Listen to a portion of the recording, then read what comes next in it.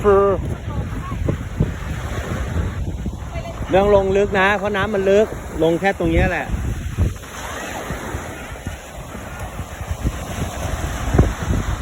โน่นเล่นตรงที่อัพลีนตรงอันเติ้ลไปเล่นตรงว่าตรงนี้มันลึก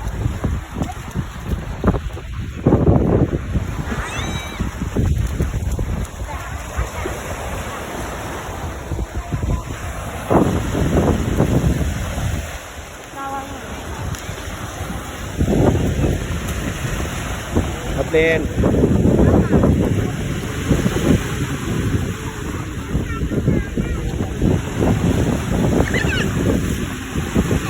เล่นตรงนี้